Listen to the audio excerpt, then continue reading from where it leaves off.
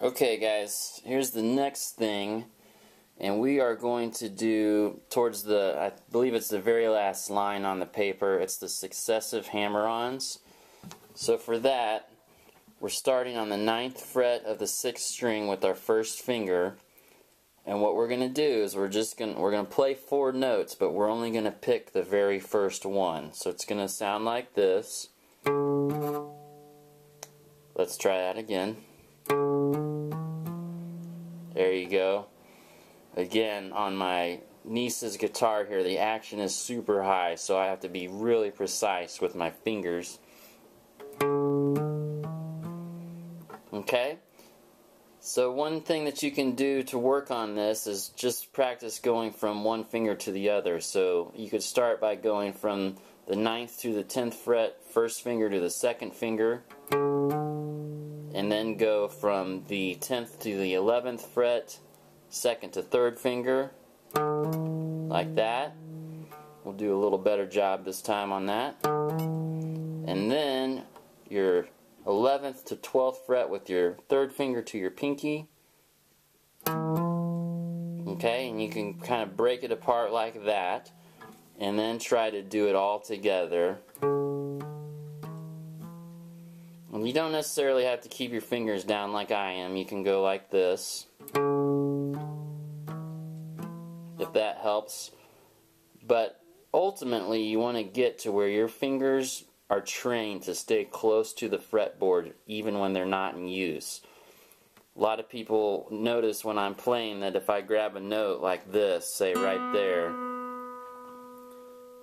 that the rest of my fingers are lined up, ready to go. And that's a great habit to learn and develop, because that'll help you find notes that are on the same string a lot faster. So let me show you one more time. So you're just picking the very first of these 4 notes, and the rest are hammer-ons. Okay? And for right now, guys, just do your best with the pinky. We're just trying to get the pinky involved, help build up strength in the muscles and tendons that are used to get the pinky going. So just do your best with that. Don't get frustrated if your pinky's not sounding 100% awesome right now. So the rest of the exercise is just going on to the other strings.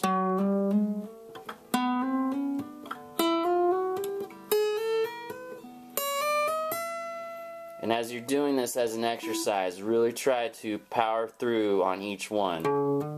Really drive those home.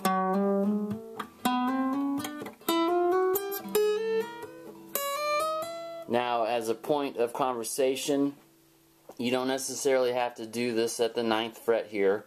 If it's more comfortable for your arm to be, say, at the 5th fret, you could do it there. The main idea is just keep those fingers in a 4-fret area, and each finger is assigned a fret in that area. So in the 5th fret, first finger plays the 5th fret, 2nd finger plays the 6th fret, 3rd finger plays the 7th fret, and the pinky plays the 8th fret. Okay, so if we did that, say, on the 7th fret, it would look like this. This is a great hand strength builder. So is the open hammer-on exercise up here. If you guys include that in your regular practice routine, your hands will get very strong, and if you really focus on keeping your fingers curled like this, that will also, while you're doing that, if you practice keeping your fingers curled, it'll add to all of your playing. Okay, so it's really important that you don't just kind of lazily just work on it. Really focus on what your fingers are doing, okay guys? And I promise you the results will speak for themselves in about 2 weeks. If you do this every day for 2 weeks, your guitar playing will improve tremendously. I promise and guarantee it. So that's the end of this video segment. Next thing I'm going to show you is how to play that opening lick to Sweet Home Alabama.